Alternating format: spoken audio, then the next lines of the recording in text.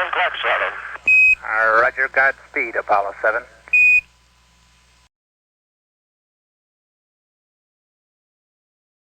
This is Launch Complex 34, Kennedy Space Center, Florida.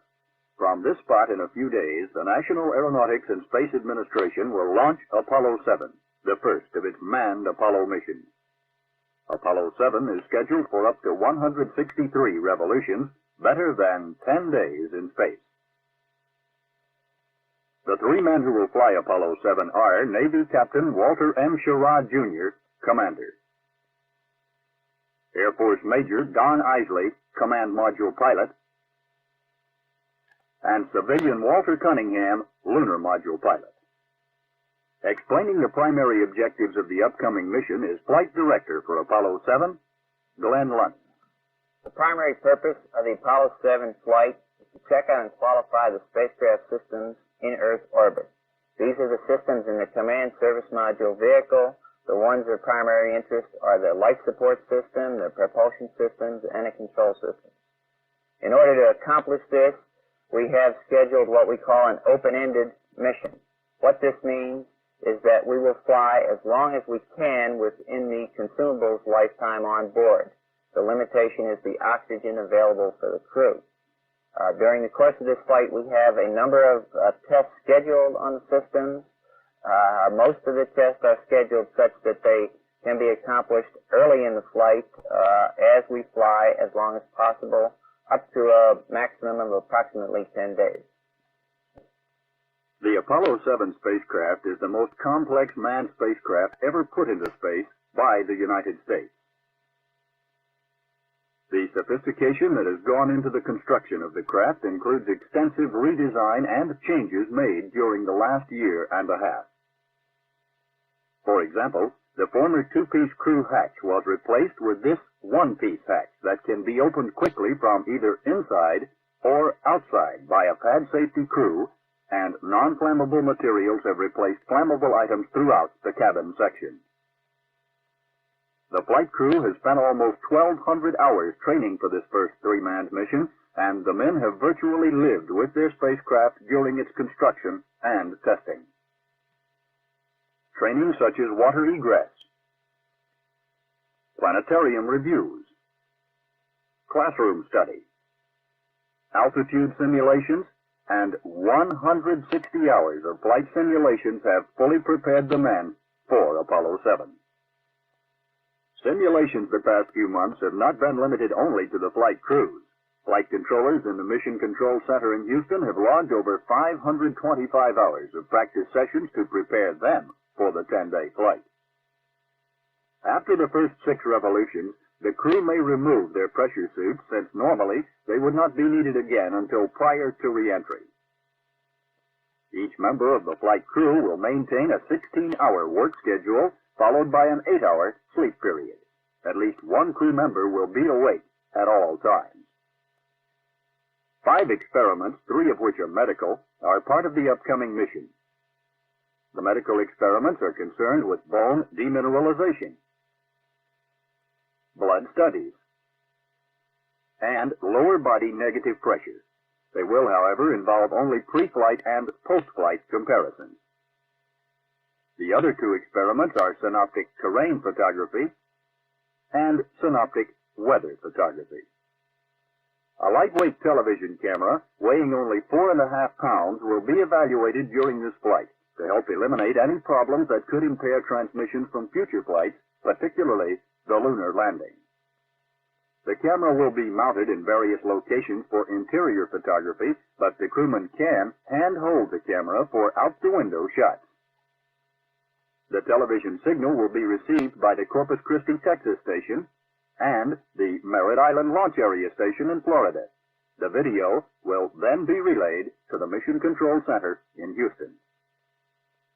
Perhaps the greatest concentration of testing and checkouts in Apollo 7's pre-flight schedule was during the countdown demonstration test held a few days ago at Cape Kennedy. During this procedure, every item, from simple headsets to complex computers, was tested. Communication links with the Manned Spaceflight Network as well as the Mission Control Center in Houston were verified as to overall compatibility. The launch vehicle itself was completely tested, and no detail was left unchecked. The crew portion of the countdown demonstration lasts about 2.5 hours and involves overall verification on such items as the environmental control system, emergency detection system, and a multitude of critical checkouts that must be completed before launch. Wally Schirra summed up crew feelings. I think we've enjoyed working together. We've had a goal that's another hard one to achieve, particularly one that we have to follow on where we lost 3 of our compatriots, and we don't want any mistakes. It might even be something like that to happen again. I think you'll find that you'll see a good performance out of this total crew, and we've tried very hard to make this machine work just the way it should. Ground testing is over. Now, the major test will begin as Apollo 7 lifts from the pad to prove itself in manned flight.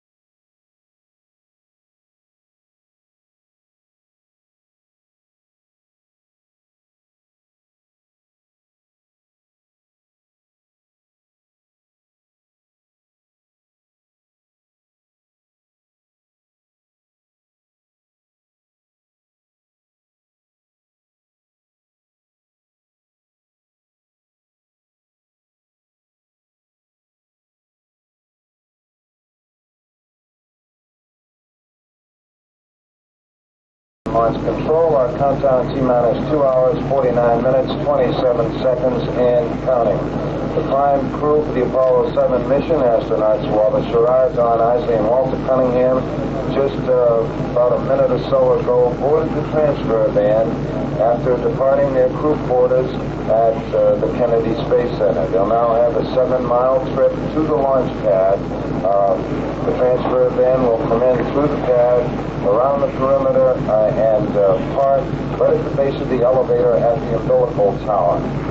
In sequence, the command pilot, the commander, Walter Schirra, and the lunar module pilot, Walter Cunningham, will come out of the transfer van with one suit technician, board the elevator and go to the 220-foot level, and then proceed to board their Apollo 7 spacecraft.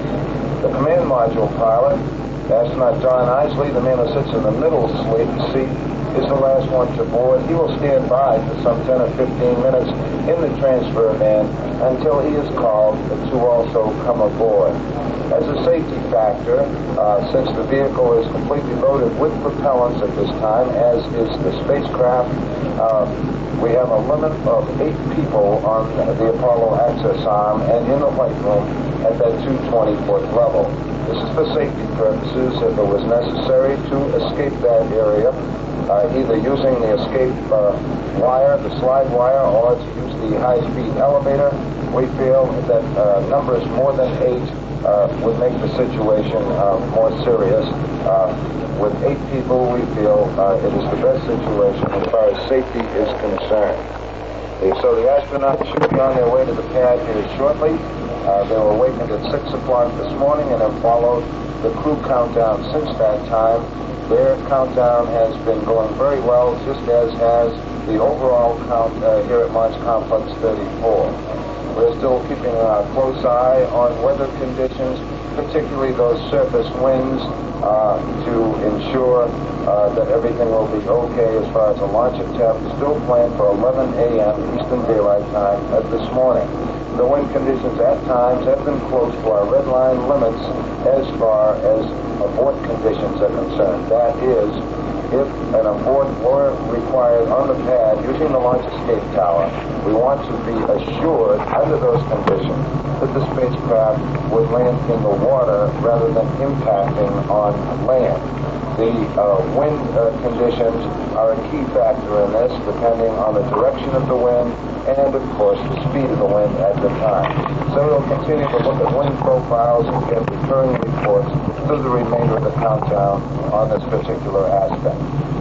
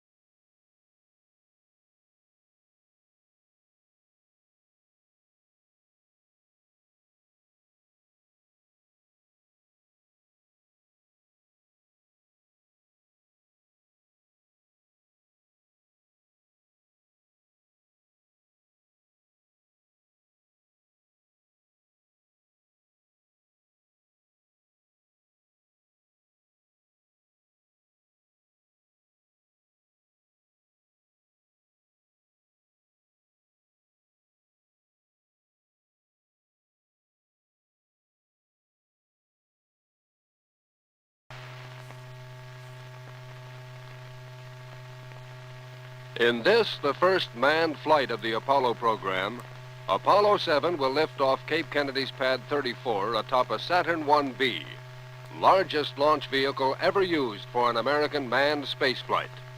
Its thrust, over 1,500,000 pounds. First stage separation will occur approximately 2.5 minutes after liftoff, followed almost immediately by second stage ignition. About 17 seconds later, the launch escape tower will be jettisoned. Some 10 minutes after liftoff, the first manned Apollo will enter its Earth orbit. In the command module, checkout of all vital systems will now begin.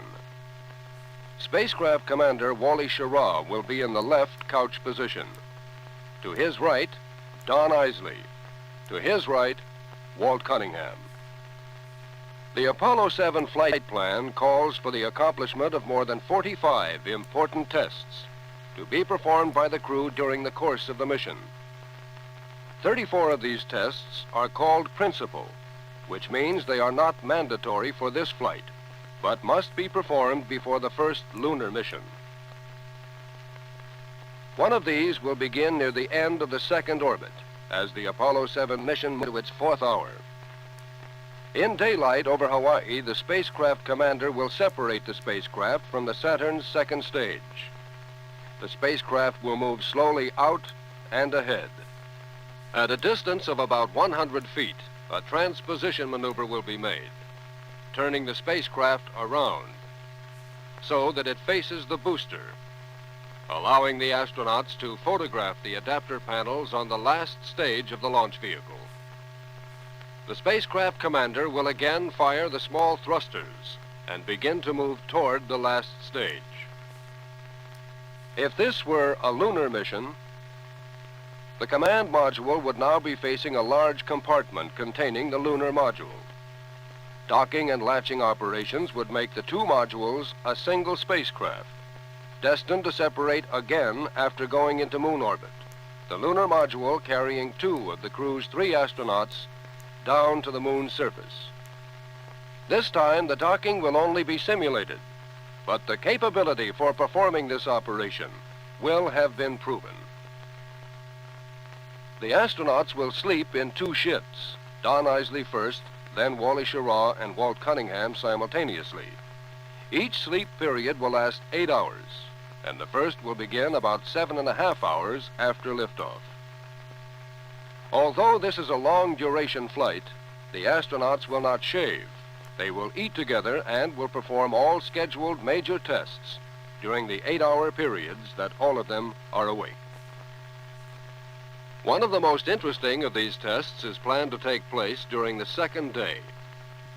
The object of this test, rendezvous with the Saturn, The astronauts will now be in lightweight flight coveralls, their pressure suits removed and stowed. The last stage will, by this time, have drifted to a point approximately 80 miles behind the spacecraft. With the firing of the main rocket, the spacecraft will begin the maneuver, dropping into an orbit somewhat below that of the Saturn. In slightly more than an hour, the spacecraft will coast to a position about 60 miles above the Saturn. As it coasts back to a lower altitude, it will find itself in a position roughly 100 miles behind the Saturn. At 9 miles below the Saturn's orbit, the main rocket will be fired again, adjusting the spacecraft so that it maintains this 9-mile altitude difference. About an hour and 20 minutes later, though still below and behind, it will be within 17 miles of the Saturn. At this point, the small thrusters will be fired to accomplish the final phase of the rendezvous. Station keeping, that is, loose formation flying with the Saturn, will then be performed, demonstrating the capability of flying in the vicinity of a second vehicle in outer space. Other tests taking place during the mission will include tests of the life support functions, guidance and propulsion systems, and landmark tracking, in which the astronauts will determine their own position and velocity. By the 5th day of the mission, most of the test objectives will have been completed. During the 11th day after liftoff, within tracking distance of Honolulu, the crew, again in their pressure suits, deorbit will be initiated. The command module will be separated from the service module, oriented for entry, and the descent will begin. By the time they land, the crew of the first manned Apollo, the Apollo 7, will have orbited the Earth 164 times, traveling a distance equal to almost 19 trips to the moon, over 4.5 million miles. And the performance of the spacecraft, the mission support facilities, and the crew itself will have been demonstrated and proven, achieving a critical step toward the goal of a manned lunar landing within this decade.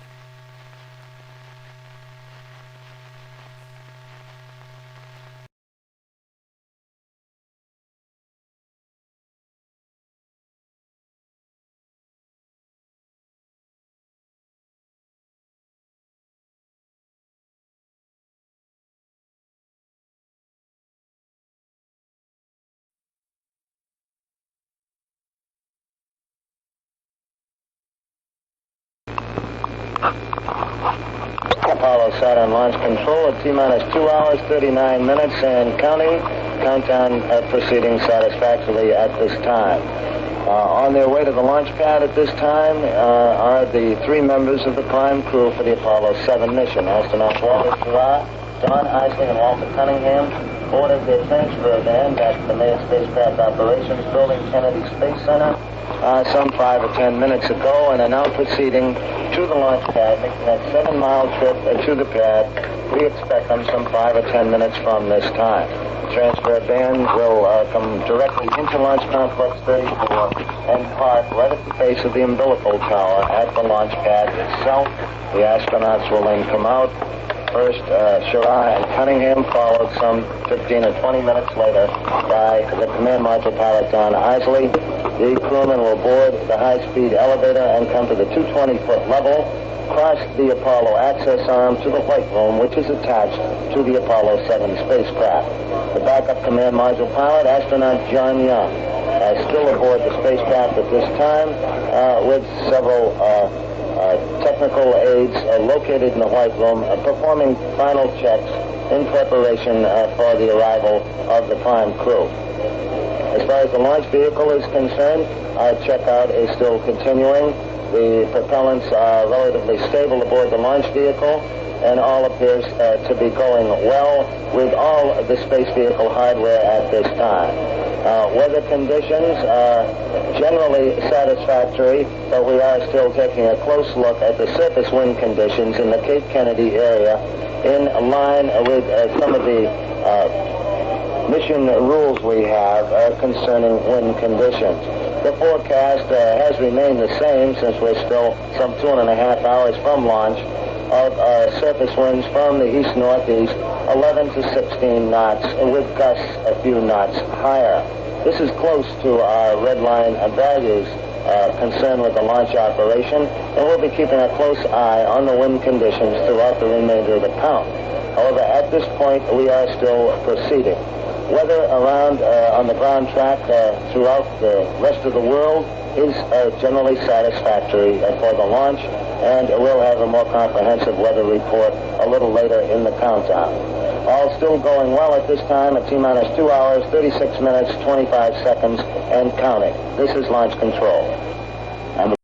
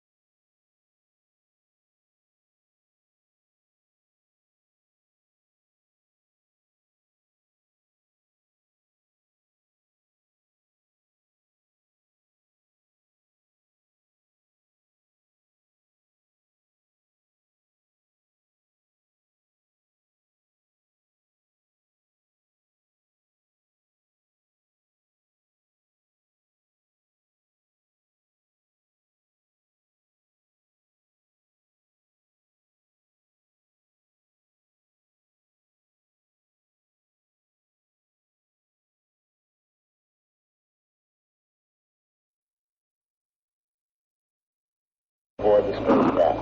Basically, the 3 astronauts will come aboard about 10-minute intervals between them, starting at, according to the countdown, at the 2-hour, 25-minute mark, and the count about 7 minutes from now. It's possible that the crew might board slightly earlier because of the arrival time. For a quick rundown on the crew, they were awakened as planned at 6 a.m. Eastern Daylight Time this morning. They'd now been up just a little less than 2.5 hours. They went down the hall from their quarters at the Manned Spacecraft Operations Building, Kennedy Space Center, and had a brief physical examination. The doctors who gave the examination were Dr. Jerry Joyner and Dr. John Teagan. Following the examination, Dr. Joyner declared the 3 pilots were physically fit for the mission and said their physical exams were within normal limits and they're ready to go. The crew then sat down for a breakfast of steak and eggs with a number of guests in the crew quarters, including Mr. James Webb, who is the former administrator of the National Aeronautics and Space Administration. Following breakfast, the crew went to the suit room, which is nearby in the crew quarters, donned their suits, and since that time, when they were called by the spacecraft test conductor, boarded their transfer van and have now made the 7-mile trip to the pad. So we're standing by here at Launch Complex 34 to receive the prime crew aboard the Apollo 7 spacecraft. All aspects of the mission still go at this time. Launch vehicle performance very, very good. We had a good load of the propellants this morning, starting at 5 a.m. We brought the liquid oxygen and the liquid hydrogen aboard with no problems. It went very smoothly. The count proceeding satisfactorily at this time.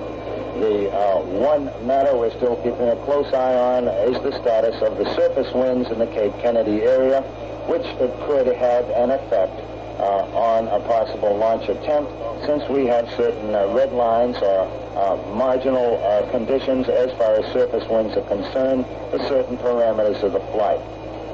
The wind forecast is in the area of 11 to 16 knots. It has been a little higher this morning by several knots.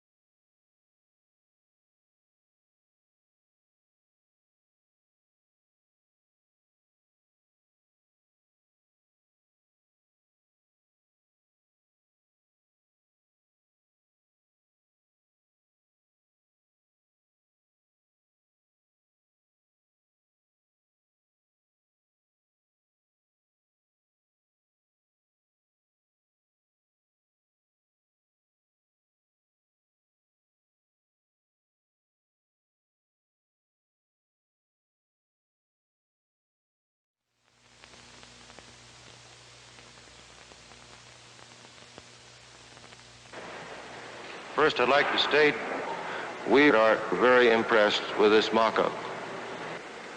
Block 2 is about as different from Block 1 as Block 1 was from Gemini. There's quite a difference in the two vehicles. Block 2 is the basic manned Apollo configuration. This is Captain Schirra, mission commander of the first manned flight. He is speaking at a press conference at North American Aviation, 1 month and 10 days after the 204 accident board ended its investigation. To attain the confidence that we need again to fly a manned spacecraft. It made 8 recommendations directly concerned with the spacecraft. How effectively does the first crew believe those recommendations were carried out? Where do we stand in the overall manned spaceflight program? With Captain Schirra, a veteran of both Mercury and Gemini, will be 2 young astronauts making their first manned flight. Donn Eisele, command module pilot, center couch, and Walt Cunningham, lunar module pilot, right couch. We have kept standard Apollo crew designations for the first manned flight. But without a lunar module, we have to make some changes in crew responsibilities. Of course, the mission commander bears full crew responsibility on this and all Apollo flights. However, the command module pilot now becomes the guidance and navigation expert. He will also handle any rendezvous procedures included in the mission. Since there is no lunar module, the right couch pilot, Walt Cunningham, will be the expert on all spacecraft systems. I think it's appropriate that we at least identify some of these changes to you that are in this mock-up. I'd like now to have demonstrated to you by Donn Eisele, who is our center couch man, demonstrate the hatch itself. I'd like to call attention to the new hatch design. We now have a hatch which is hinged to the spacecraft, and it seals on the outside rather than from the inside. When the hatch is closed, these dogs go over center and pull the hatch down against the outer seal and form a seal. That way, if there is any pressure buildup inside and you had to get the hatch open in a hurry, there's a quick release device which pulls these dogs back and lets the hatch swing open very quickly. It's very similar to the Gemini hatch design, and we find this is much superior to operationally, and it's also a lot safer than the old design, which was sealed from the inside with hatch panels that had to be installed from the interior. We can open the hatch, I'd say, within 2 or 3 seconds. Now, getting all 3 men out is the timeline, and that's the kind of thing that we practice. Captain Schirra, what kind of timeline are you looking at for getting the crew out of the spacecraft, including hatch opening and egress? I'd say we could, with the help of the external crew, get out in 15 or 25 seconds.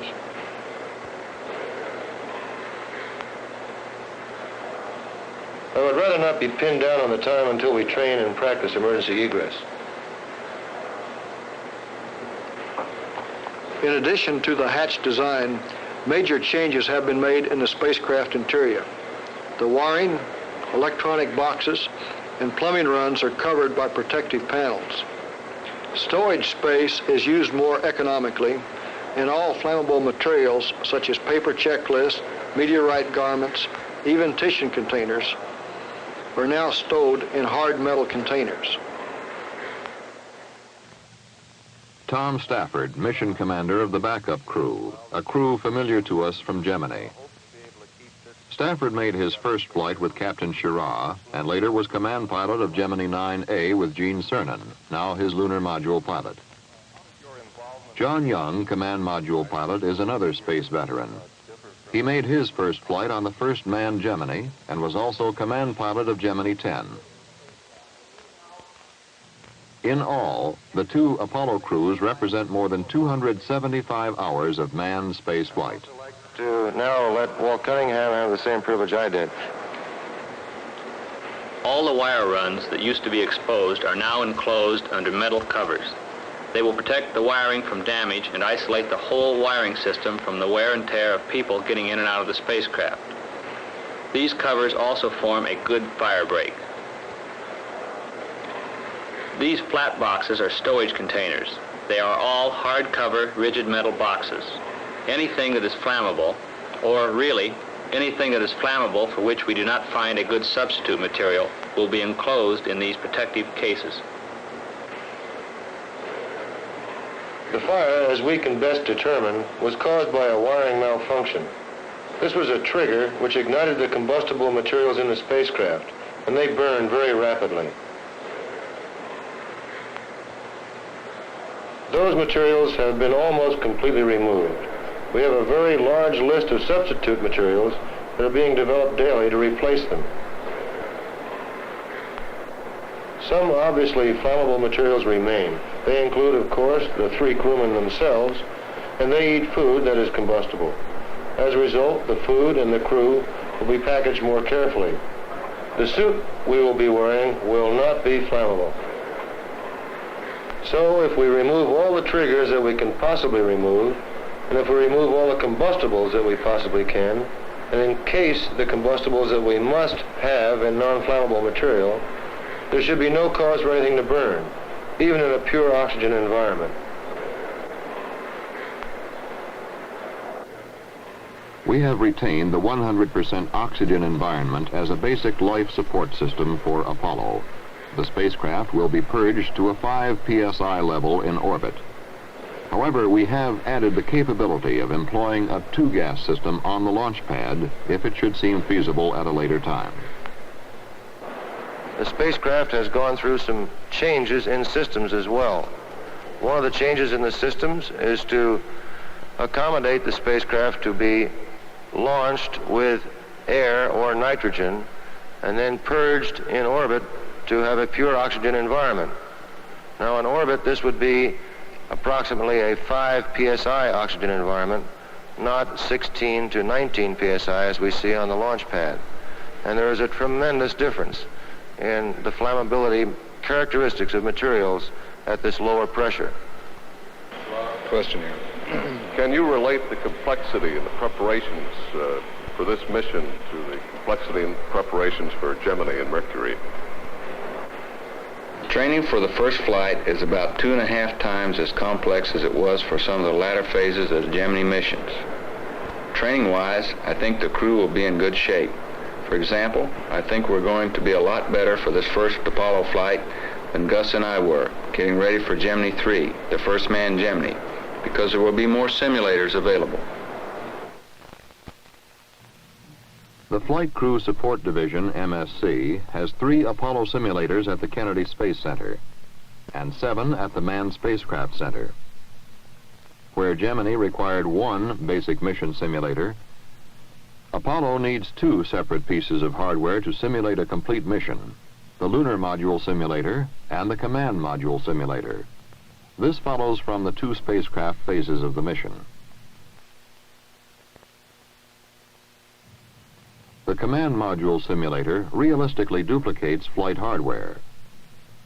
The crew area contains active controls, switches, and instruments.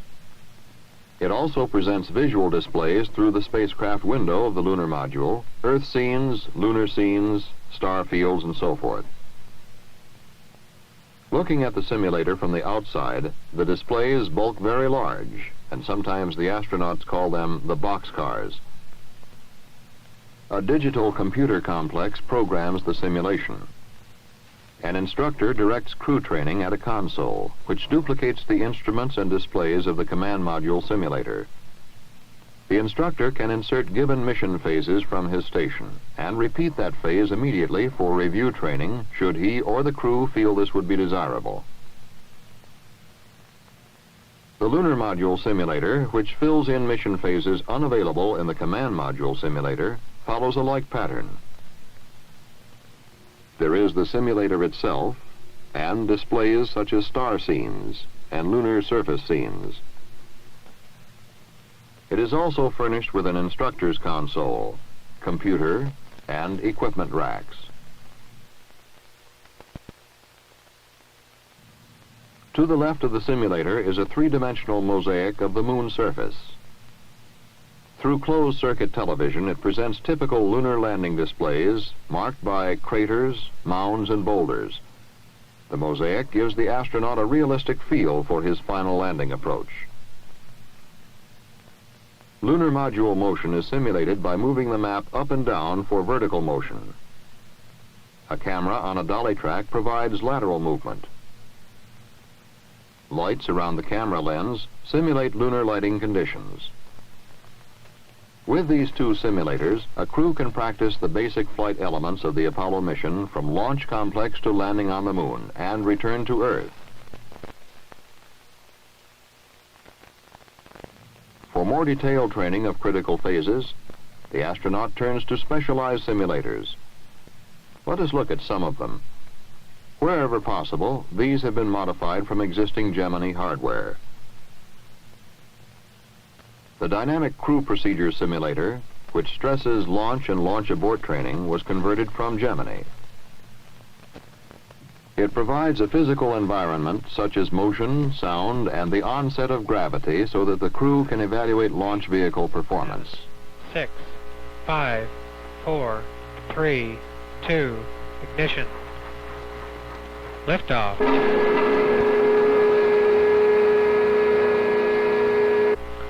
Apollo 7, be advised you have pressurization problems in the J2. Stand by for possible abort situation. Roger, standing by. Roger, pressure still decreasing. Apollo 7, decision is to have you abort at staging, so I will give you a countdown. 3, 2, 1, abort.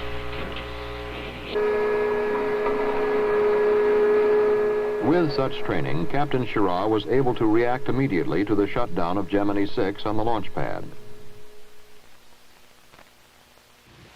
This is the old target and docking simulator as used by Gemini crews. Range, if you're ready, I'll reset. It has undergone a facelifting, substituting the Apollo Command Module and Lunar Module stations for the Gemini and the Agena target vehicle. At this point, you should slow your closing velocity to approximately 1/10 to 3/10 of a foot per second. Okay, is this the recommended velocity? That's correct. Okay, have indications of all latches. Probe should be retracting. Okay, it seems to be. Okay, that's it. And then you can back it on out again. Okay. I'm releasing. All right. In your in conditions, you had a 90-degree pitch down, a degree yaw right, 0 roll. You're offset a little to the left laterally. That's probably why you had the yaw right in there. You're lined up vertically. Contact velocity is 1/10 foot per second. EVA training centers around two complementary simulators, the Water Immersion Facility and POGO, a partial gravity simulator.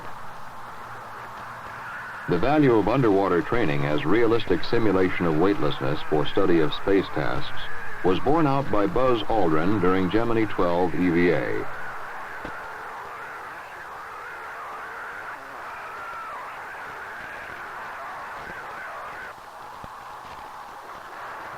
This experience is being applied to the lunar mission and to the space workshop.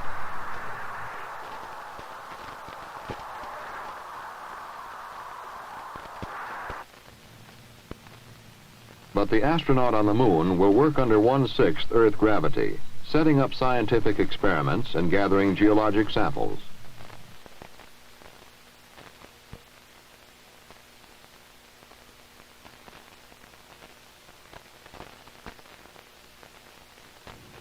POGO simulates both 0G and 1/6 gravity conditions. For lunar work simulations, a pneumatic tube counterbalances 5/6 of the astronaut's weight.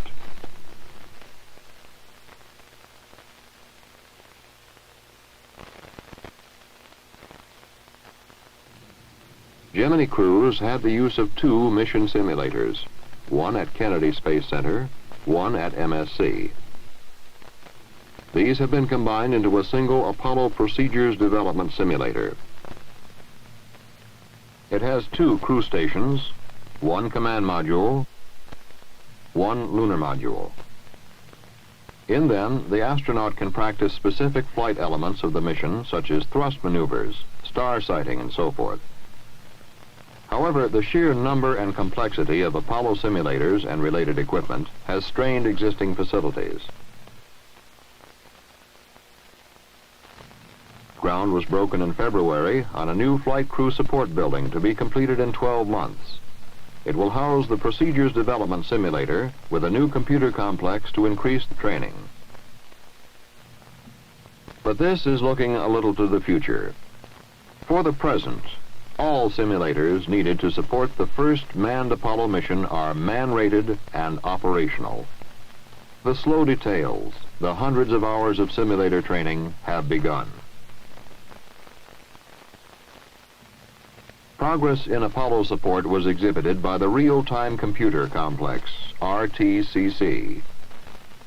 The older 7094 computer, which supported Gemini ably, had reached the end of its growth potential. It had been modified to the fullest extent and was operating at capacity.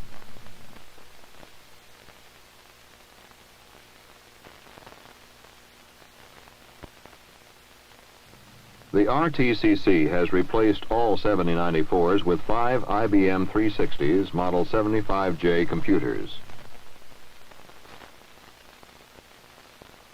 In addition, another Model 75 computer is housed in Building 422. It generates simulated network data used in mission training exercises. Apollo now has a computer with 3 to 4 times the internal speed of the 7094. The Model 75 is modular in form and open-ended for growth. Among other advantages to the conversion is the fact that the Model 75 has more checking circuits than were available on the 7094s. Despite the increased speed, growth potential, and capacity, rental is cheaper than the 7094s. We should also look for a moment at the Communications, Command, and Telemetry System, abbreviated phonetically to CCATS. It is composed of 3 UNIVAC 494 computers, 2 used online for mission support, 1 for program development. Through this system, the RTCC receives all mission data except voice, teletype, and some aeromed data. It is fed into a UNIVAC 494, and from there to the 2 Model 75 computers supporting the mission. In addition to this function, retained from Gemini, CCATS now replaces the Master Digital Command System in sending out mission commands.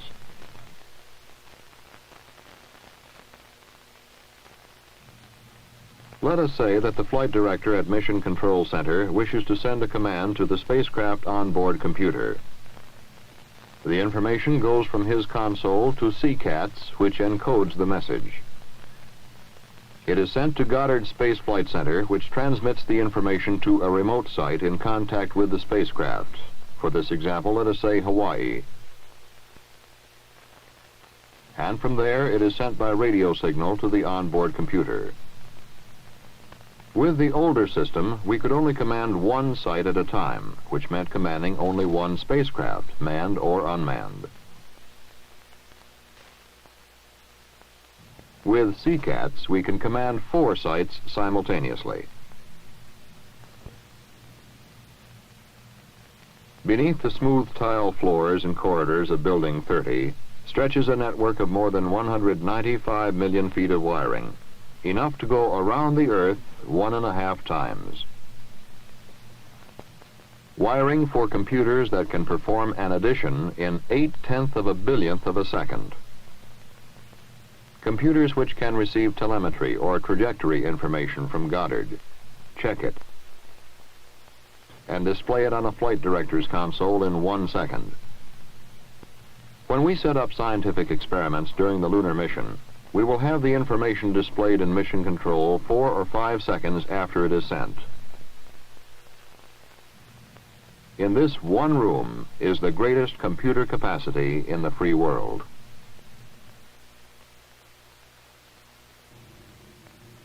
7 days before the end of the report period, the Lunar Receiving Laboratory was opened. The newest facility at MSC contains 83,000 square feet. It is divided into 3 areas. There is a crew reception area for isolation and study of the Apollo crew immediately after the mission. It supplies necessary housekeeping facilities, living quarters, and medical facilities for crew examination. Sample operations provides for preliminary investigation of lunar samples, including physical chemical tests, gas analysis, and radiation counting. Both these areas are in quarantine isolation.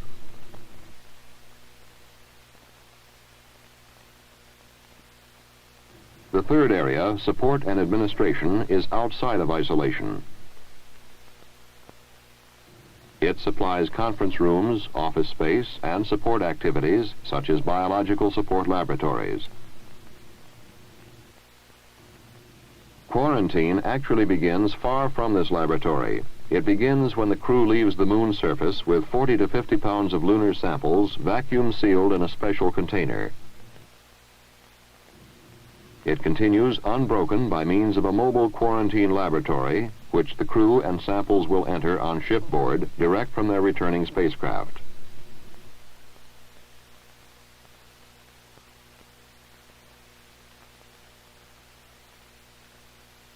The sealed spacecraft will also be brought to the Lunar Receiving Lab and housed in this room, which is normally opened to the outside.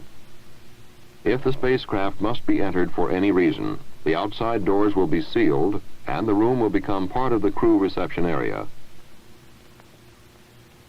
Lunar samples must be protected against Earth contamination, and the crew will be observed by doctors for the remote possibility of lunar contamination. Quarantine period for crew, 3 weeks. For samples, 4 weeks.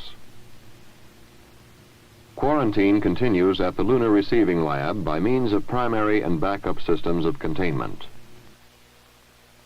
A biological barrier is provided by special filters on air conditioning systems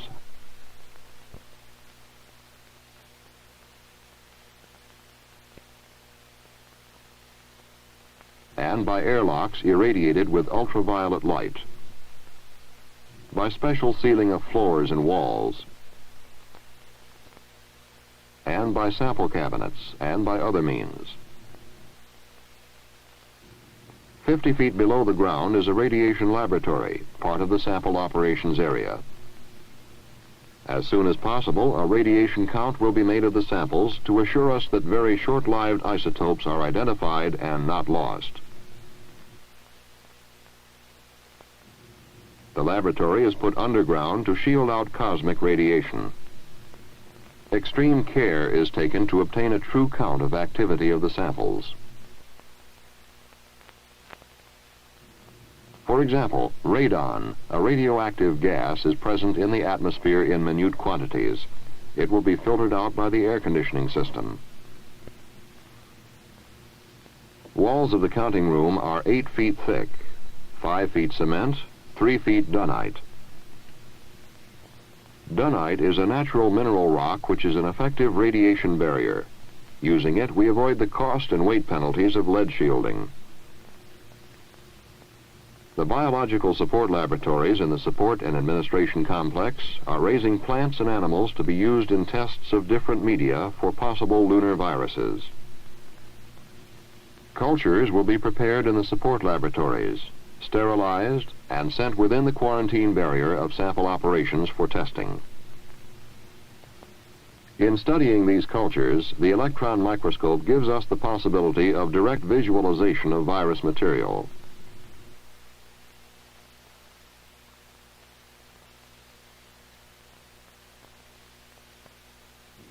Preliminary analyses will also be made to classify and catalog the samples at the laboratory and to identify the elements present.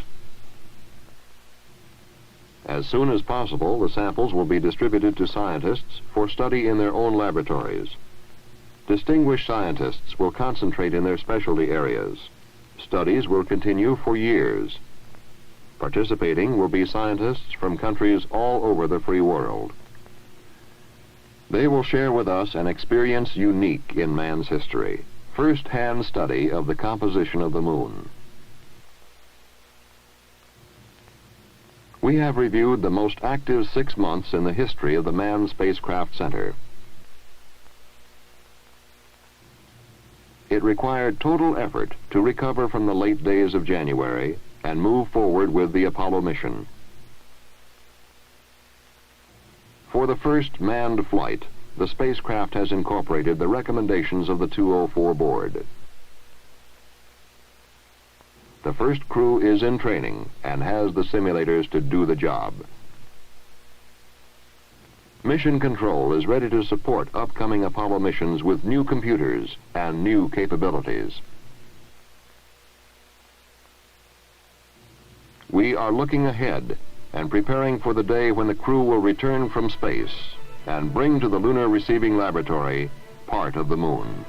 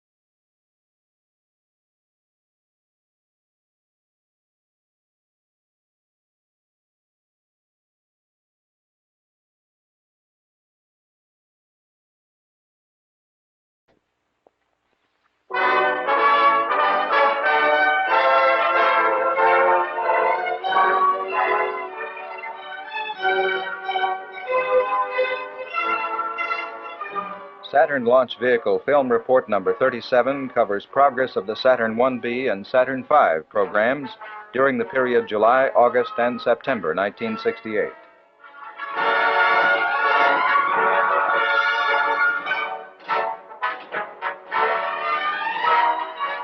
The fifth Saturn IB flight vehicle, scheduled to launch the first manned Apollo spacecraft in mid-October, neared completion of its various pre-launch preparations and checkout operations as this quarter closed.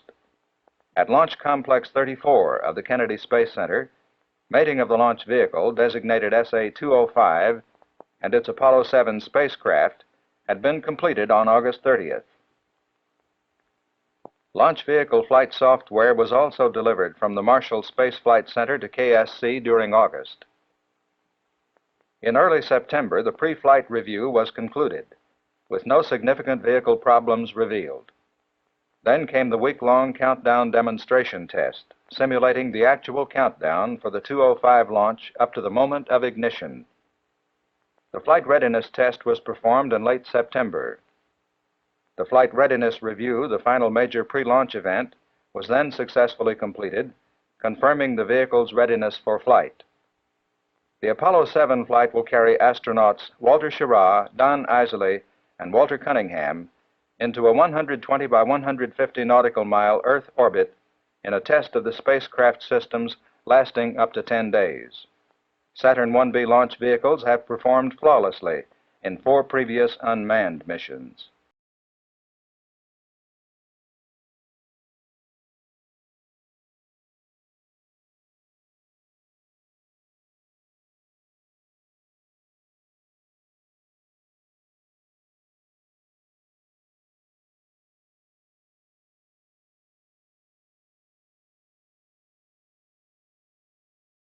In a few minutes will be another major milestone in the countdown as we retract the Apollo access arm from the spacecraft.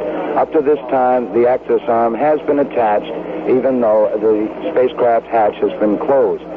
The countdown here in the blockhouse calls for the access arm to be pulled back at the 33-minute mark in the count. However, when this does occur, we will pull the access arm just some 3 feet away from the spacecraft, 12 degrees to be exact, and this will be a standby position in the event it was necessary to bring it back to the spacecraft rapidly. The axis arm will not be fully retracted to its fallback position on the umbilical tower until the 5-minute mark in the count. Countdown still proceeding, weather conditions still the same, and we're still keeping a close eye on those surface winds as we come up on 38 minutes and counting. This is launch control.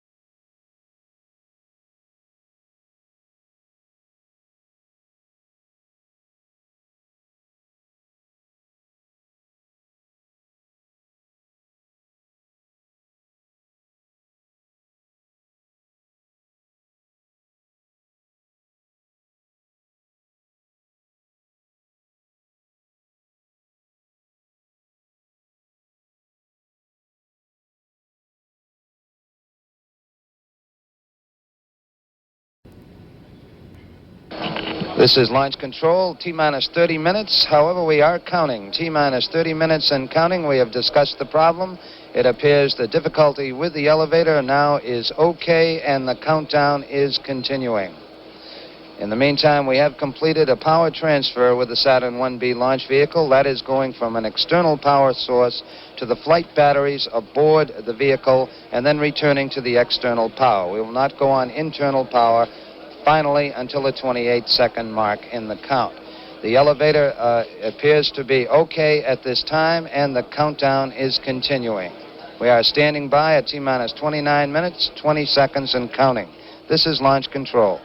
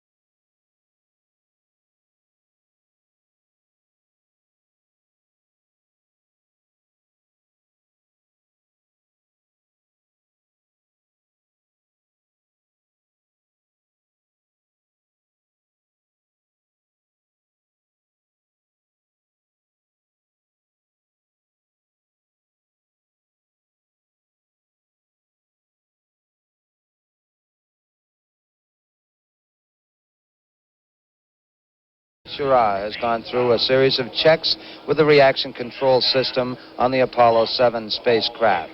We have a total of some 16 reaction control system engines on the service module of the Apollo 7. They're located in 4 quadrants around the service module, and each of the engines is capable of generating some 100 pounds of thrust. Astronaut Schirra fired these thrusters, and the report from the spacecraft test conductor is that the static firing went very well. We actually did fire several of the thrusters during this test, and the report that the test went well. In the meantime, we have completed some final checks of the range safety destruct system aboard the Saturn IB launch vehicle. These are checks between the launch crew and the Air Force Eastern Test Range. Those checks also went very well, and the count is continuing. We have just passed the 20-minute mark. We're now at T-minus 19 minutes, 54 seconds and counting. This is launch control.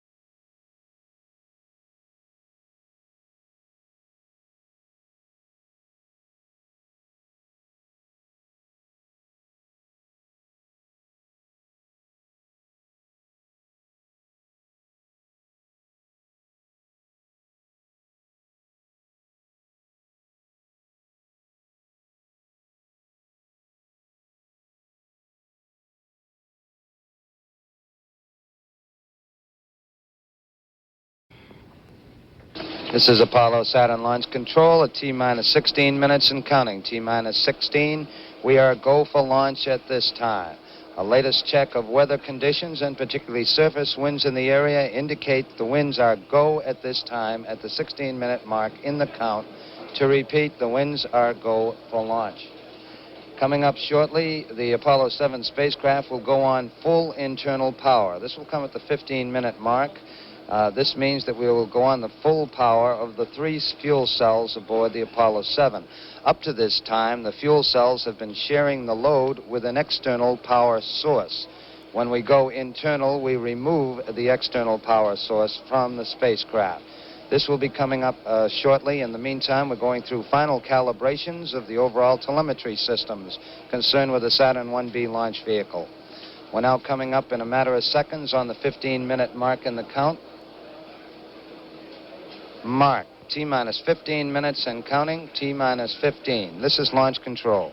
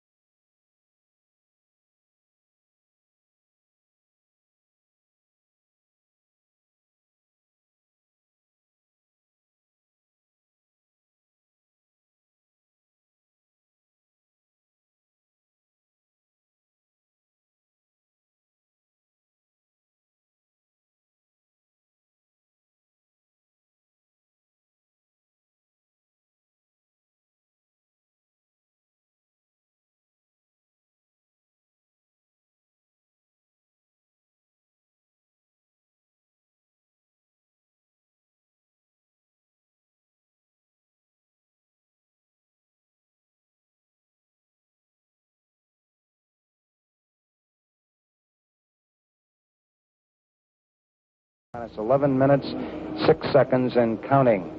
As this automatic sequencer continues down, we will have a transfer to internal power with the launch vehicle at the 28-second mark, and the 8 engines in the first stage of the Saturn IB are due to ignite at the 3-second mark in the count. The engines will ignite in tandem and will all be up within 0.3 of a second. During those remaining 3 seconds, we basically will check the thrust of the 8 engines to assure that we have that 1.6 million pounds of thrust desired for the launch. At that time, when we close the vents on the Saturn IB launch vehicle, we'll have a vehicle on the pad weighing some 1.3 million pounds. Now approaching the 10-minute mark in the count, we're at T-minus 10 minutes, 18 seconds, and counting. This is launch control.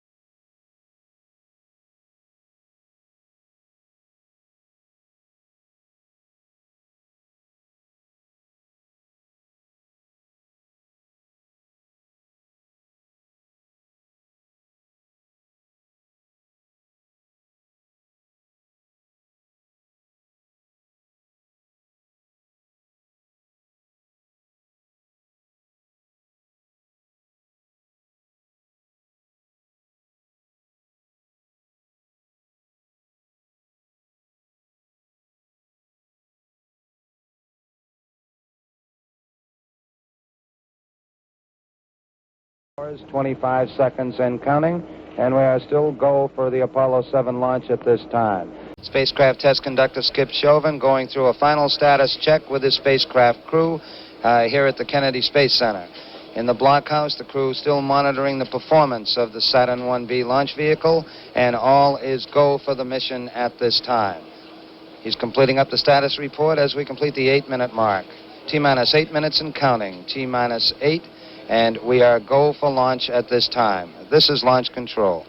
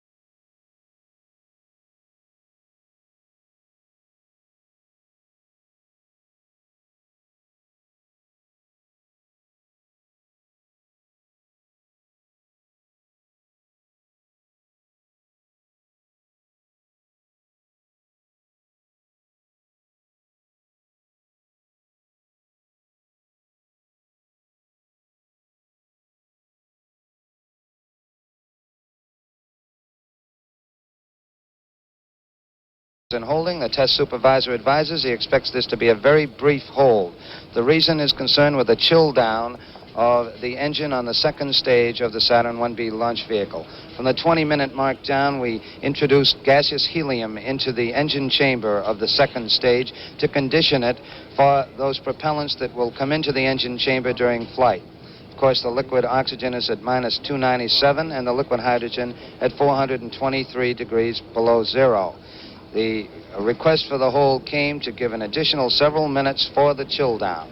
To repeat, we are holding at 6 minutes, 15 seconds, expecting to resume the count shortly. This is launch control standing by. Flight, you copy? Affirmative, Capcom's coming up. Roger.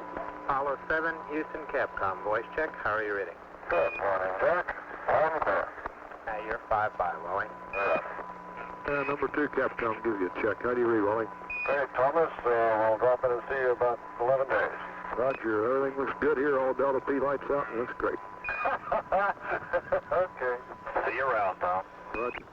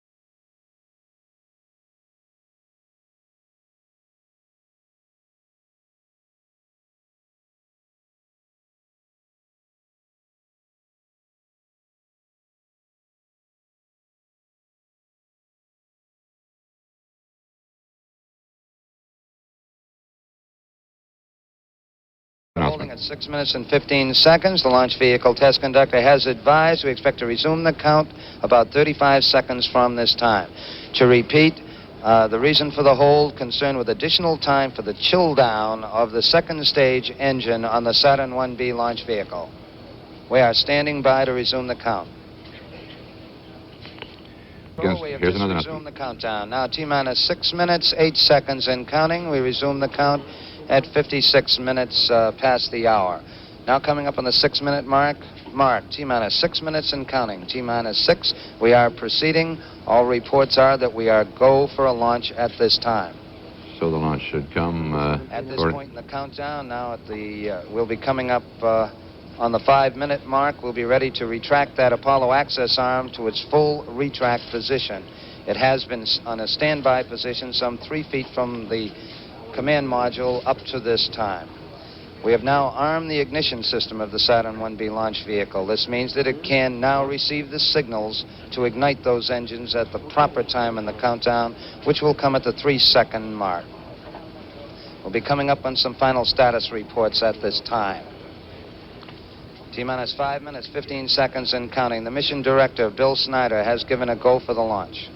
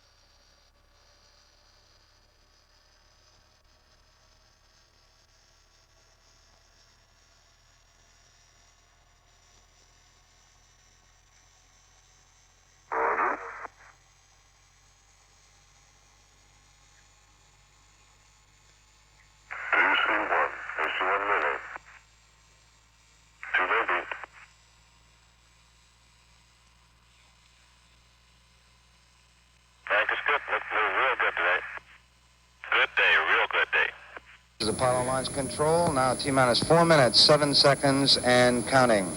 Spacecraft test conductor Skip Chauvin has told Commander Walter Schirra, you are go for the launch. Schirra reported that all looks good.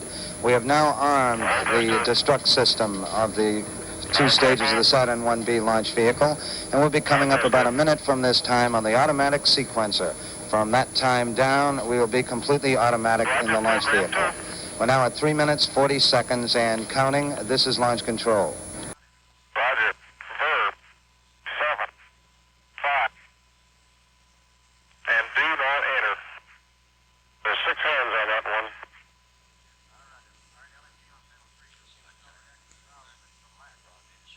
Latch.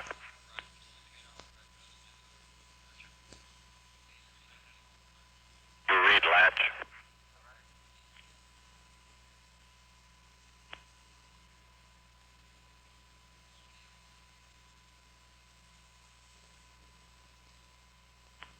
Mark, T-minus 3 minutes and counting. T-minus 3, we are continuing. The astronauts in the spacecraft having just completed some final checks of the guidance and navigation system.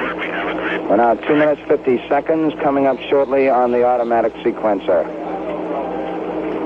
The astronaut aboard advisory system is in effect at this time. The key people here at the launch complex ready to advise.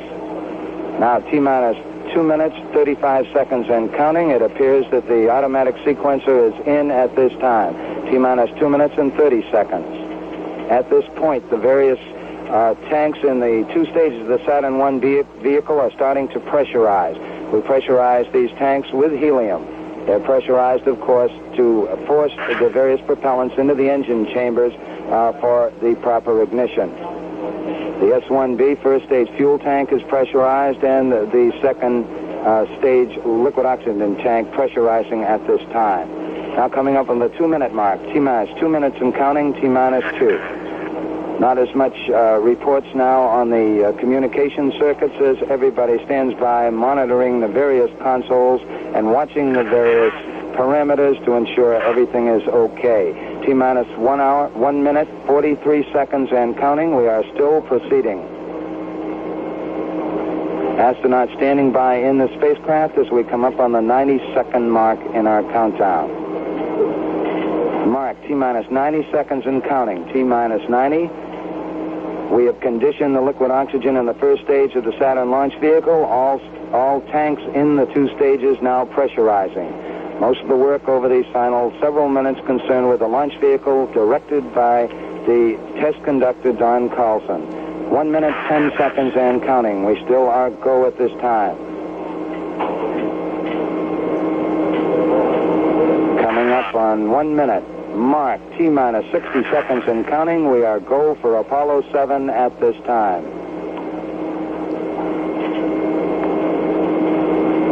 T-minus 50 seconds. The vehicle now pressurized, and the vehicle is go, as is the spacecraft at this time. Coming up on the 40-second mark. T-minus 40 seconds and counting. T-minus 40. All reports look good from here in the blockhouse at this time. All aspects of the mission go. T-minus 30 seconds and counting. We'll get ignition of those 8 engines in the first stage at the 3-second mark in the countdown.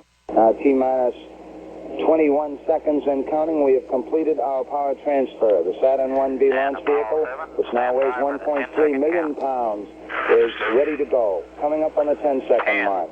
10, 9, 8, 7, 6, 5, 4, 3, 2. We have ignition. Commit liftoff. We have liftoff. This is launch control. We have liftoff. Roll program has commenced. Flight right, be a green down. Rocket pitching. You're looking 24 seconds, and Schirra reports the pitch program has commenced. We're going good. Can you see okay?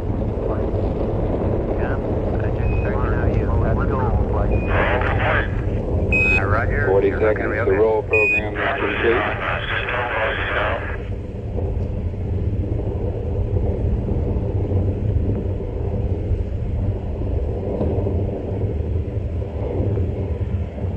"55 seconds, the cabin is relieving. Schirra reported a little noise. Mark, mode 1 Bravo. 1 minute.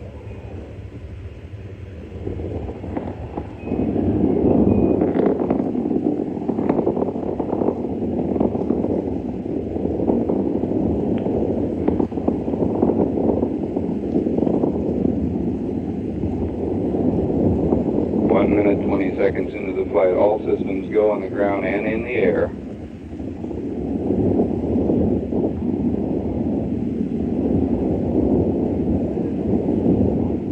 They're 1 minute, 40 seconds. Flight director asked the flight dynamics officer if he liked it, and he said yes, sir, and that's good. Mark, mode 1, Charlie. Roger, 1, Charlie.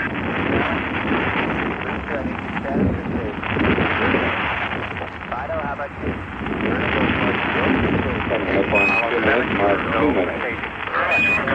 We're having a status check. Apollo 7 has been given a go for staging.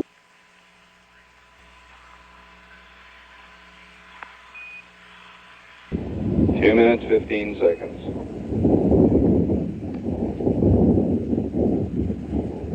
Inboard engines have shut down. Outboard engines have shut down. Schirra called both events. He's got ignition, and he says we're up to thrust on the second stage. Thrust is okay at 2 minutes, 40 seconds into the flight. They jettisoned the tower flight. Got it, initiate. Stand by. Tower's gone. Okay, tower's gone, Fido. Wally says, all beautiful. That tower has really jettisoned. It went way out. We are nearly 50 miles altitude now and about 60 miles downrange. 3 minutes, 5 seconds into the flight.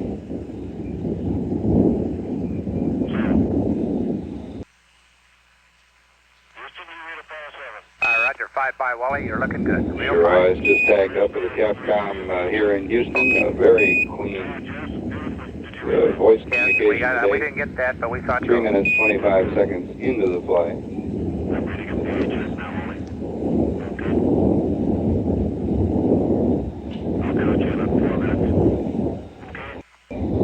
Trajectory and guidance are go, Apollo 7. Trajectory and guidance. Give another go here. Well, he says a little bumpy on the second stage, a little bumpy.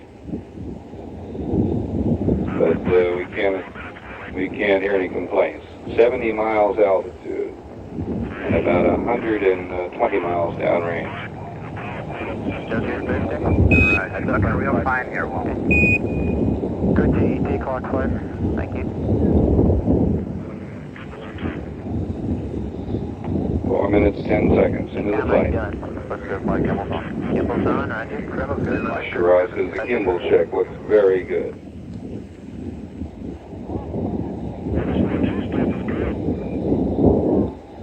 His observation is the 1G stuff is great. Apparently the G loads were quite low.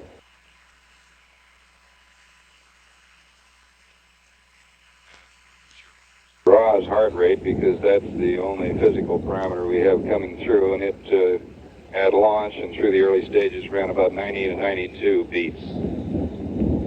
4 minutes, 50 seconds into the flight. The flight director is polling all his stations here and is getting enthusiastic goes at every console.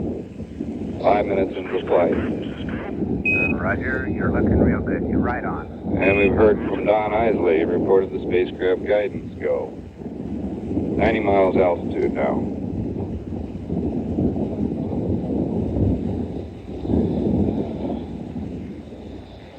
Nearly 250 miles downrange at 5 minutes and 25 seconds into the flight.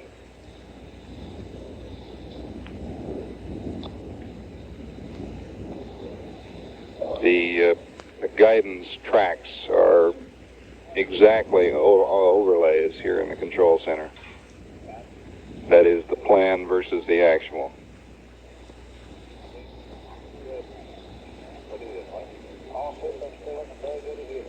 You're looking real fine, Apollo 7. Wally says she's riding like a dream at 5 minutes, 58 seconds into the flight. All right. Mark 6 minutes. You finally got to look after the BPC went.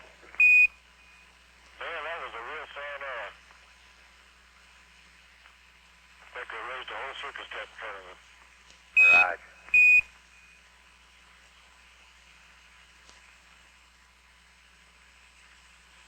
Mark 6 minutes 30 seconds, where the trajectory now is beginning to level out at nearly 110 miles altitude, and we are coming up nearly 400 miles out over the Atlantic Ocean. You're right on the old button. Capcom Jack Schweigert here in Houston reassures the crew that you're right on the old button, and the communications are so clear it sounds like the crew is working from the simulator. 7 minutes 3 seconds into the flight. You cut out there, Walt. Say again.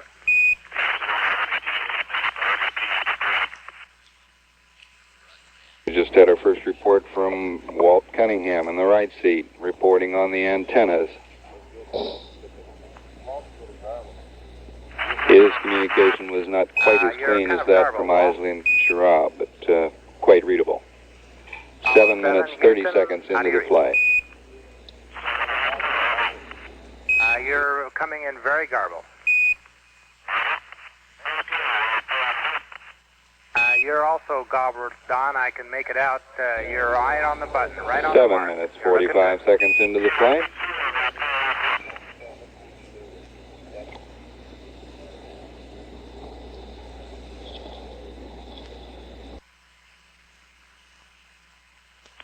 Mark 8 minutes into the flight.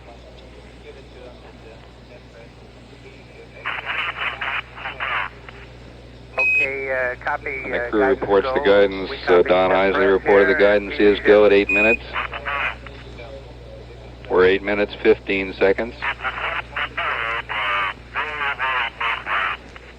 We're predicting a cutoff time at 10 minutes plus 1/6 seconds, plus 16 seconds, I believe.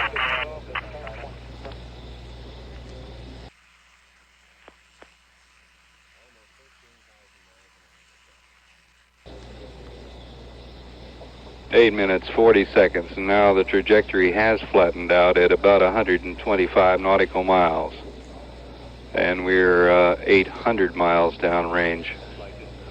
The communication in the last minute has gotten somewhat gravelly, not nearly as clean as it was in the early part. And Schirra at 9 minutes reports we're go for orbit.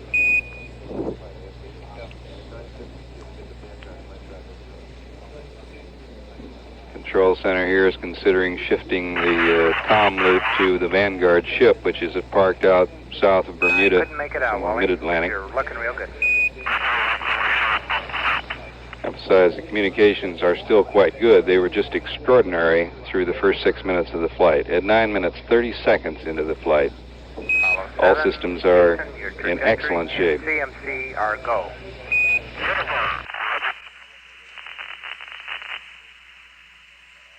We have a predicted SECO. Shut down at 10 minutes and 20 seconds. 10 minutes, 20 seconds into the flight. Mark, mode 4. We're now coming up on my mark 10 minutes into the flight, mark 10 minutes.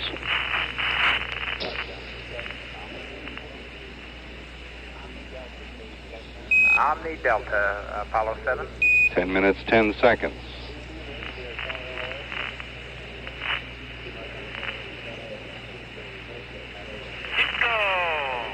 And we got a cutoff that sounded to me like at about 10 minutes, 19 seconds.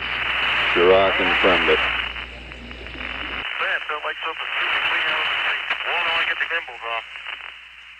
And Eisele noted that it felt a little different than when they were on the booster, when that cutoff came through.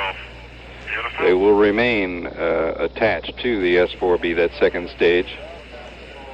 And they're beginning a go to stay in the planned configuration attached to the second stage for perhaps nearly 3 hours. Altitude is 122.3. Roger, copy. Apollo 7, we have you go for orbit. You're go for orbit. And the control center has relayed word here. We show you go for orbit.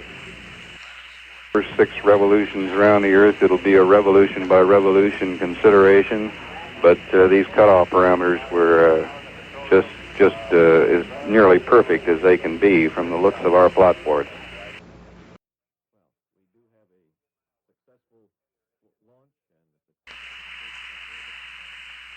Apollo 7, your S4B has been safe. And the crew has been advised that the S4B systems have all been safe. Apollo 7, Houston, are you reading? The electrical circuits are shut down and the booster is considered in a quite a safe configuration.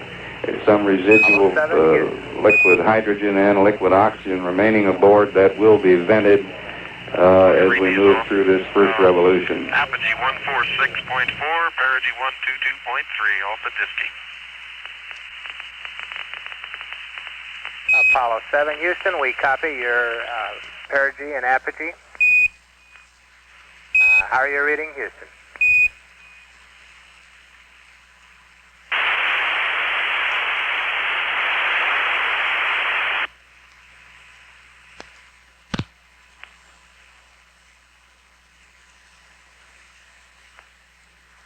Apollo 7, Houston, Omni Delta, Omni Delta.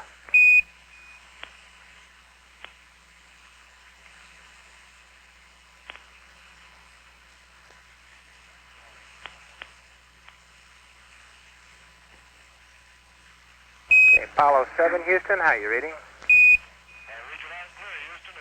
Okay, you're 5 by now. 7, your S4B has been safed. Stand by for your orbit. Okay, Apollo 7, Houston, we have you in a 122 by 151 orbit. That's very good. Not bad shooting, huh? That's great.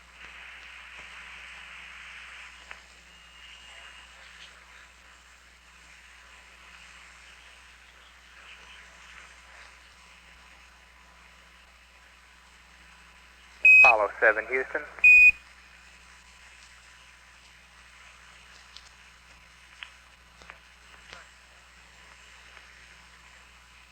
Apollo 7, Houston.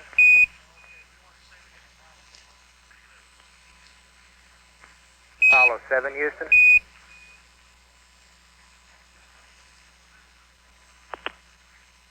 Apollo 7, Houston. Okay, I'll give you a GET time hack at 17 minutes in about 20 seconds.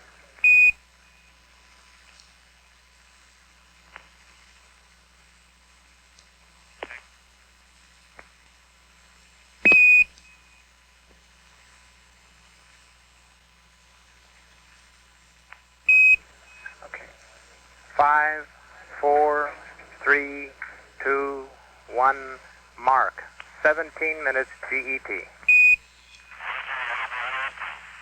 Raj, you won't need a CMC liftoff update. You're okay there.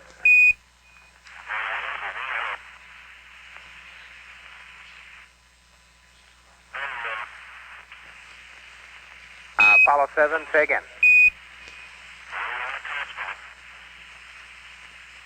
Okay, we're reading about 2 by. We're really trying to do some reconfiguring here to get good comm with you.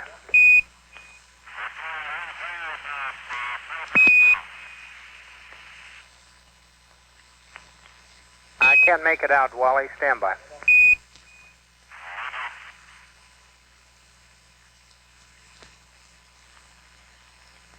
Apollo 7, Houston, how are you reading now?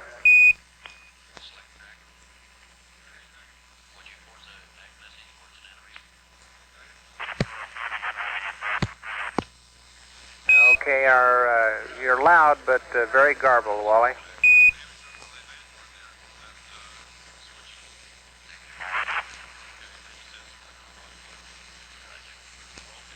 Yeah, all your systems look real good down here.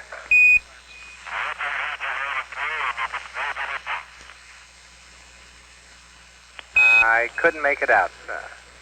You want to select Simplex A.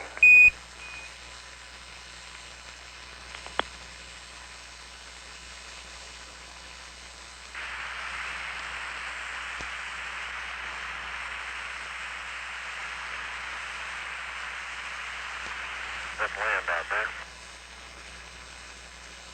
The island over that way, can you see it? A WAF can, I guess. Hey, Apollo 7, Houston, how do you read now?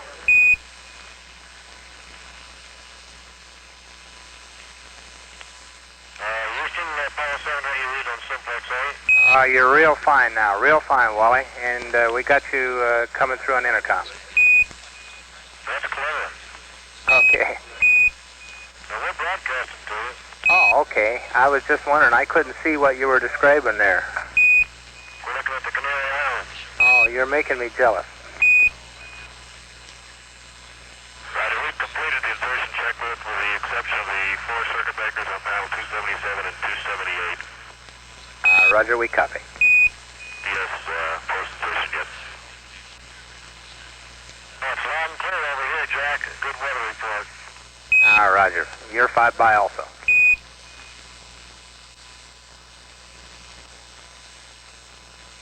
Just desserts.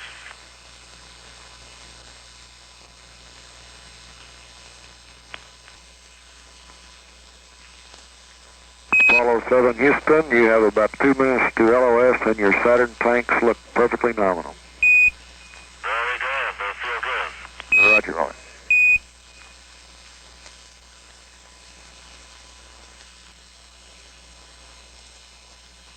Apollo 7 Houston, can you give us an onboard reading of the S4B tank pressures? Roger. Oxidizer is at 2-1. Schirra is it's about 7. Oh, Roger, we confirm that, Wally. Looks about the same here. Again.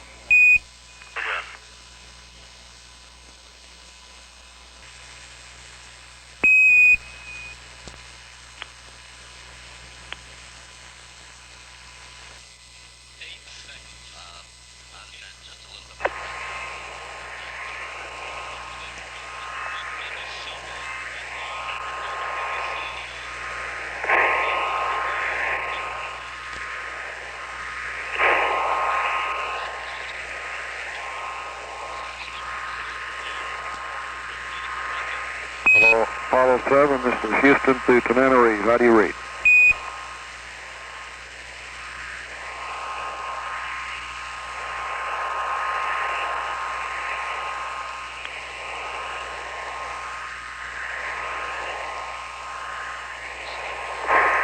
Apollo 7, this is Houston through Tanana Reed. How do you read?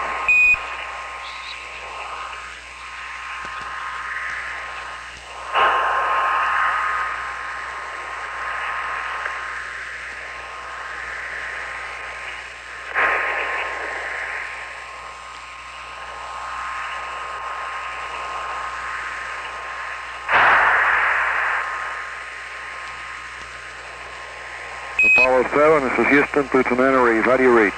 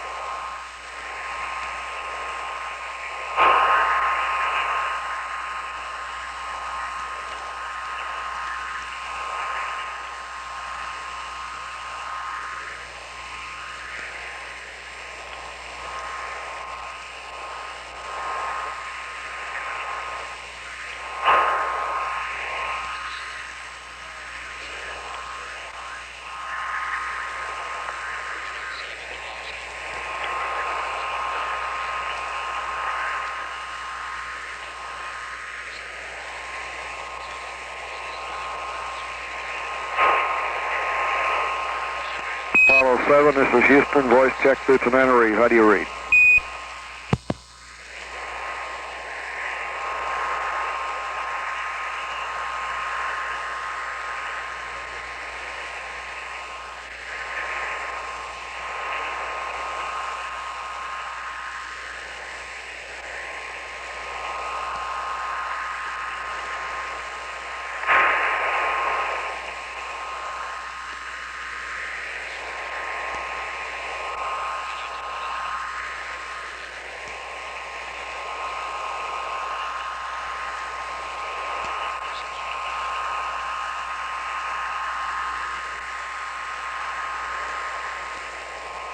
Hello.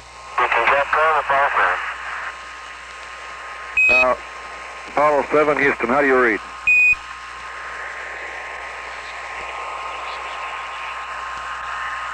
Houston, Capcom, Apollo 7, over to Nana Reed. Roger, while they were reading you loud and clear, how do you read me? Nana Reed, M&O, this is Houston Capcom. Houston, Capcom, Nana Reed. Roger, I'm reading Apollo 7 loud and clear. Evidently, we're not getting up to him. Roger. Stand by.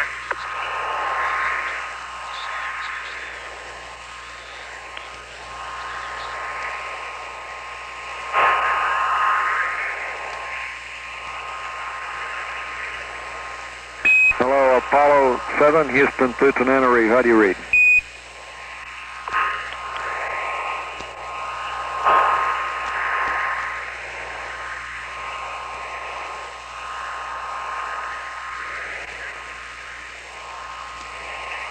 Nana Reed, M&O, this is Houston Capcom. Houston, Capcom, Nana Reed. Roger, I'm reading you loud and clear. I wonder why we're not getting through the spacecraft. We can read him. Roger, can't understand. Stand by. Okay.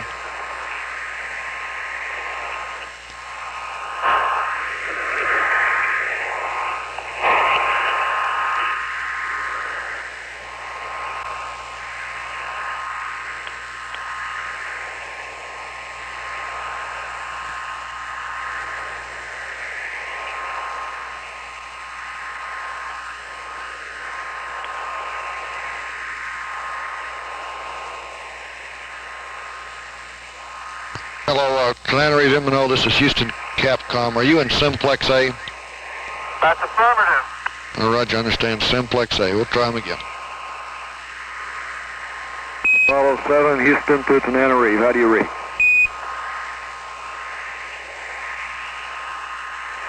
Apollo 7, this is Houston. How do you read?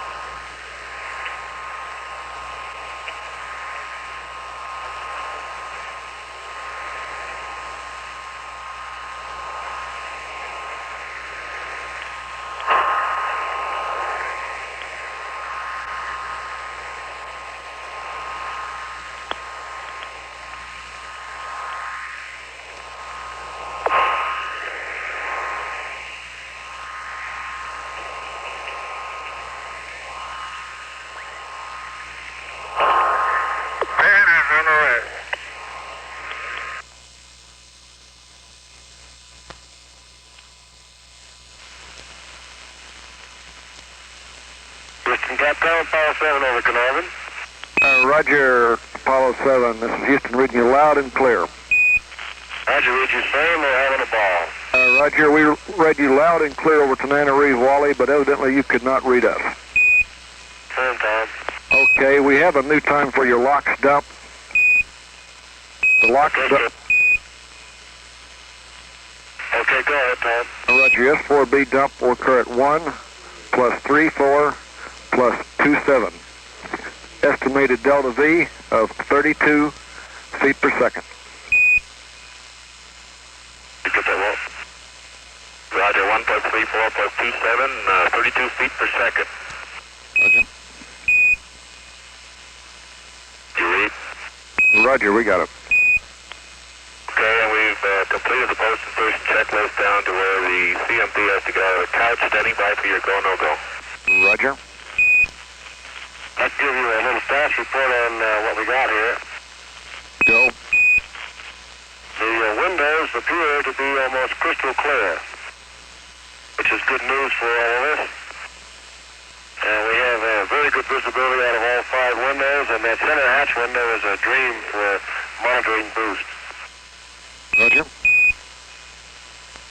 We've noticed the air glow here and made some data on it. It looks like it's about 3 degrees thick as we approached Cunningham at night, of course.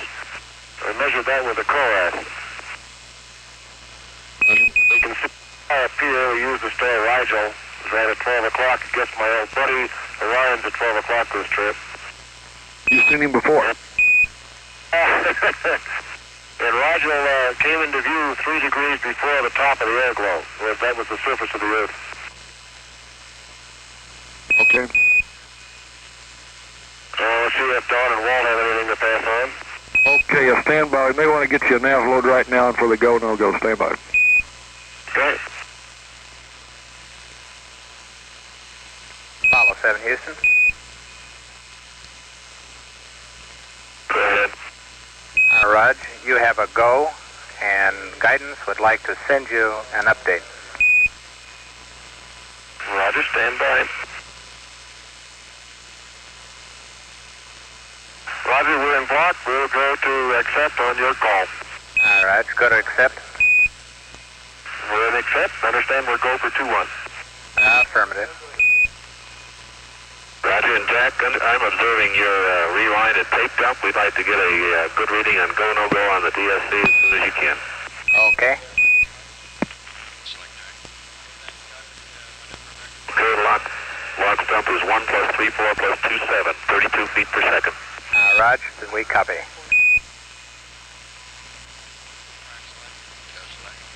Okay, it's coming up.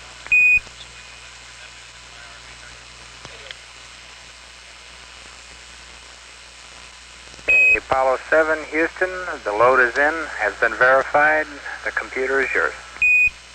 Very good.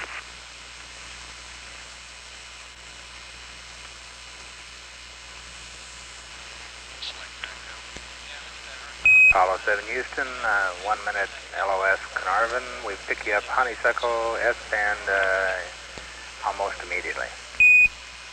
Okay, Jack, Donn is breaking up his suit now. Walt and I are still on. We get an O2 flow high when Donn opens up the suit, and we analyze that as the suit rate trying to catch up to the cabin, so we'll go. Okay, we copy. And hey, Jack, I got the suit flow valve off now, and the O2 flow is dropping down. Okay, we copy. No problem. It's just that we haven't seen before, but it's probably the right thing. And hey, Jack, are they going to be able to get the tape recorder rewound before we get LOS? Stand by. So that's fixed then. Okay, Apollo 7, Houston, we got the tape recorder rewound over Canaries. We'll do a dump over Mila.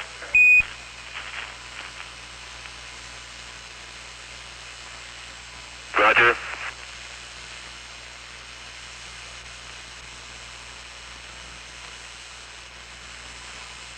So we would like to have a reading of just what you got on that tape, because we were talking on it continuously as long as we had tape motion. Okay, will do. We'll do that over the stateside pass wall.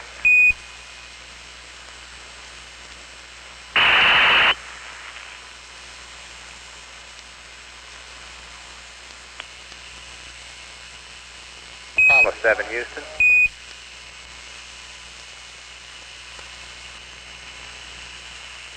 Apollo 7, Houston.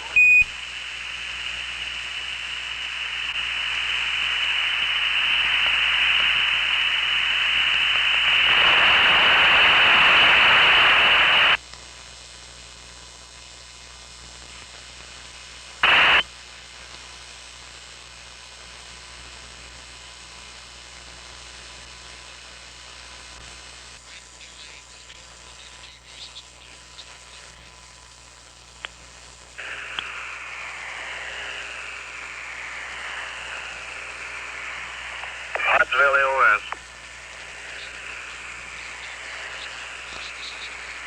Apollo 7, Houston.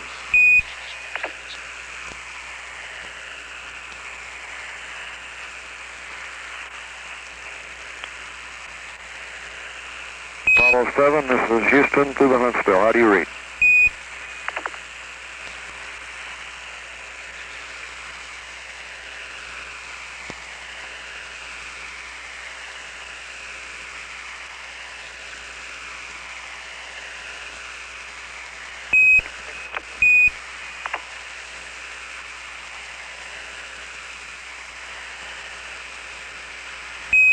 Apollo 7, Houston, how do you read?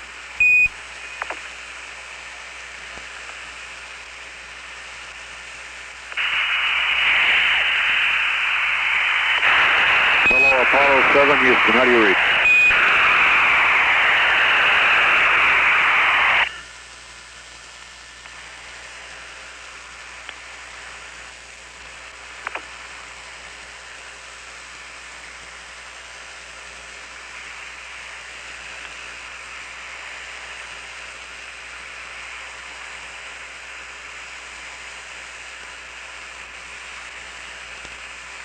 Hello, Huntsville, M&O, this is Houston Comtech.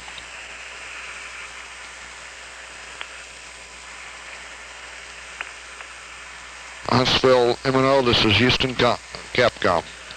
Houston, Comtech, Huntsville, go. Roger, this is Houston Capcom. Are we transmitting simultaneously and receiving VHF?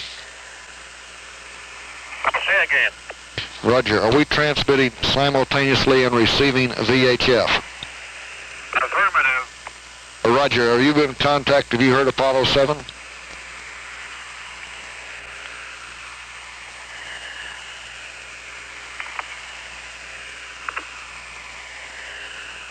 Apollo 7, Houston.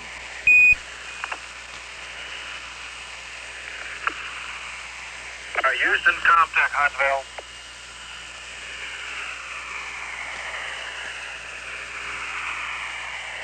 Go ahead, Huntsville. Apollo 7 copies you loud and clear. Apollo 7 copies you loud and clear. Go ahead, we'll relay. Roger, Apollo 7, this is Houston Capcom. Understand your reading. Go ahead and relay to the Huntsville the S4B tank pressures.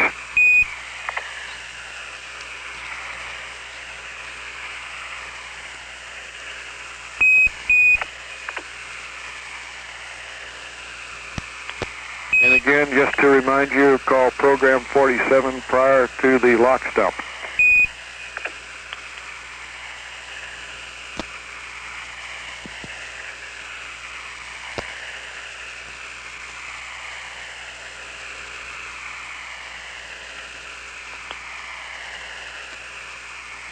Huntsville, M&O, Houston Capcom. Go ahead, Huntsville, M&O. Roger, did Apollo 7 get the message? Negative. We can only copy him when we are S-band locked. We're presently experiencing trouble with locking two-way with S-band. Roger, you can't read any VHF? Negative at this time.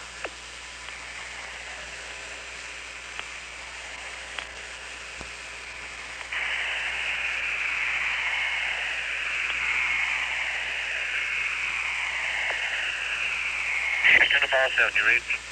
Roger, Apollo 7. Reading you loud and clear. How else? Okay, the readings are 24, 13, 13. Roger, 24 and 13, Wally. Now reading you loud and clear. On both A and B, and I have that logged. Roger. You're bringing the prototypes.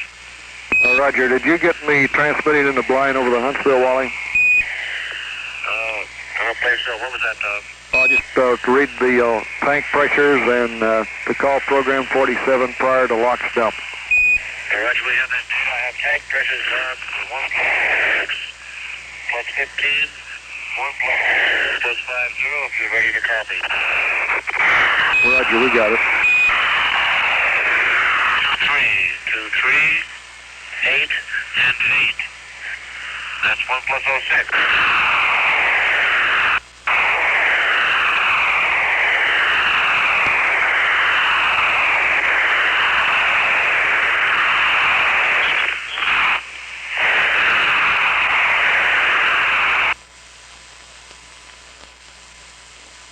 Apollo 7, Houston. He faded out completely. We'll contact you over California in a couple of seconds. Roger, there's lost.